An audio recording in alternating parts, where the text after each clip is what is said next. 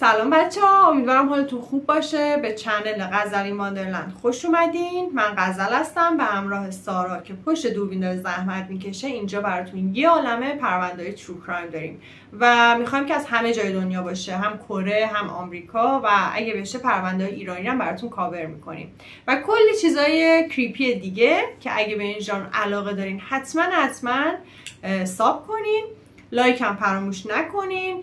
اینم بگم که 2-3 قسمت دیگه یه سورپرایز خاص براتون داریم، حواستون باشه جا نمونین. به عنوان اولین پروندهمون تصمیم گرفتیم که پرونده در واقع رسوایی برنینگ سان رو براتون کاور کنم که خیلی این روزا ترند شده و مثل بم تو دنیا صدا کرده. این پرونده از سال 2018 در جریانه ولی همینجوری داره آپدیت میشه چون هی اطلاعات جدیدی به دست میاد و داره اینجوری میشه که اصلا کلا سیستم دولت کره و پلیس داره میره زیر سوال بابت کاری که کرده. حالا پرونده رو اگه با جزئیات کاملش ببینین متوجه میشین. یه روز تو محله گانگنام یه تماس تلفنی در واقع میشه با پلیس که گزارش یه سرقت رو بده. سرقت از خونه شخصی که تازه فوت شده. پلیس میره اونجا و دوربینای امنیتی رو چک میکنن، میبینن که بله یه آقایی که هم کلاه گذاشته هم ماسک، حالا هویتش شناسایی نشه، وارد اون خونه شده. از توی حیاط رفته قسمت در ورودی و اون در رمز داشته و باید رمز زده میشده تا در باز بشه و این طرف رمز هم میزنه، رمز اشتباه بوده که خب البته احتمال خیلی زیاد اطرافیان اون شخصی که فوت کرده اومدن بعدش رمز رو عوض کردن. ولی خب چیزی که جالب بوده این بوده که مسلما اون شخصی آدم آشنایی بوده دیگه با اون شخص فوت شده که اومده خیلی مطمئن رمز رو زده. بعد در ادامه میرن ببینن که خب چی سرقت شده. اونجا یه گاو صندوقی بوده که توش فقط یه تعدادی جواهرات، برگای سهام و چند تا گوشی قدیمی بوده. به هیچ وسیله دیگه تو خونه دست زده نشده بوده و این نشون میده که در واقع نیت اون دوز اصلا مالی نبوده و هیچ چیز اون خونه کم نشده، با اینکه یک عالمه لوازم لاکچری و گرون قیمت و یه عالمه جواهرات اونجا وجود داشته.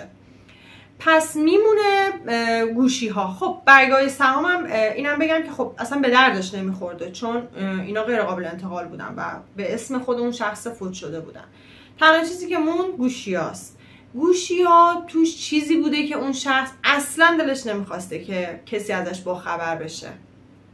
خب حالا اصلا این گاو صندوق این خونه مال کی بوده؟ این خونه متعلق به یه خواننده خیلی معروف به اسم کوارا بوده که چند ماه قبل از اینکه فوت کنه خیلی کمک کرده به رسوایی برنینگ سان.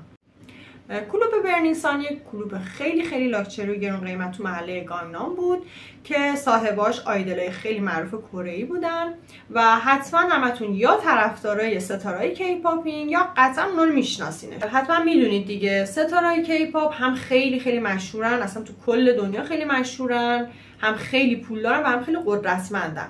اما پشت چهره خیلی کیوت و دوست داشتنی بعضی از این آیدلا یه بچه خیلی تاریک وجود داره که اون بچه تاریک چیه؟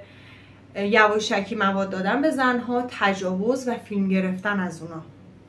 ببین بچه من میخوام از یه مقدار قبلتر شروع کنم و یه مقدار توضیحات بیشتری بدم که بدونین قوانین کره جنوبی در رابطه با آدمای مخصوصا مشهور و قدرتمند چجوری کار میکنه. مدت قبل از اتفاق برنینگ سان برای جانگ که یه آیدل خیلی معروفه یه اتفاق میفته، یه رسوایی پیش میاد و اون چی بوده؟ اون متهم به ملکا میشه. حالا ملکا چیه؟ ملکا یه اصطلاحیه که تو کره استفاده میشه برای موقعیتی که کسی یواشکی از یه شخص دیگه فیلم گرفته و حالا ممکنه نیتش تحقیر باشه، تمسخر باشه، هر نوع سوء استفاده از اون فیلم بخواد بکنه و اون طرف رو هم ممکنه گاهی تهدید به پخش فیلم بکنه و این کار خب غیر قانونیه، جرم حساب میشه و بهش میگن ملکا. چند وقت قبل از قضیه برنینگ سان جانگ یواشکی از دوست دخترش حین رابطه فیلم گرفته و دوست دخترش وقتی متوجه این قضیه میشه میره ازش شکایت میکنه. پلیسا جانگو میخوان و ازش میخوان که گوشی رو به اونا تحویل بده و گویا جانگ خیلی نگران این بوده که یه چیزی تو گوشیش در واقع بازیابی بشه. خب مسلما همه چیزو پاک کرده اما این قابلیت هستش که اطلاعات گوشی بازیابی بشه. پس چیکار میکنه؟ سریع وکیلش رو میخواد و وکیل جانگ میتونه پلیس رو متقاعد کنه که نیازی نیست ما گوشی رو به شما تحویل بدیم، ما خودمون میبریم یه شرکت خصوصی آیتی اونجا داده ها رو بازیابی کنن و گزارشش رو به شما بدن. و جالبه که پلیس هم قبول میکنه و اونا همین کار رو انجام میدن. بعدنها یه مدارکی به دست میاد که نشون میده وکیل جانگ چقدر اون شرکت خصوصی رو تحت فشار قرار داده بوده که به پلیس بگه که ما اطلاعات قابل بازیابی پیدا نکردیم و خیلی قشنگ سرتای قضیه رو هم آوردن و به نوعی سنبل کردن. هرچند یک نفر توی اون شرکت خصوصی بوده که به اطلاع دست پیدا کرده که حالا بعدا بیشتر راجعش بهتون توضیح میدم و از اونو کپی گرفته، اما خب گزارشی به پلیس داده نشد و این قضیه تموم شد. یکم بعدش هم یه بیانیه دادن و جانگ اومد صحبت کرد و خیلی خودش رو مظلوم نشون داد و اصلا جوری به نظر رسید که انگار جانگ قربانیه و جامعه در واقع مقابل اون قرار گرفته و همه چیز فیصله پیدا کرد. خب پس این اتفاقی بود که میافتاد. اونا به یه دختر رندوم یواشکی دارو میریختن توی نوشیدنیش. اون دختر بعد اینکه نیمه هوشیار میشد توسط یکی از کارکنای کلوب کشون برده میشد به ته کلوب که اونجا اتاقای وی آی پی قرار داشت و اونجا در اختیار مشتری قرار میگرفت و مشتری میتونست هر کاری که دلش میخواد باش بکنه.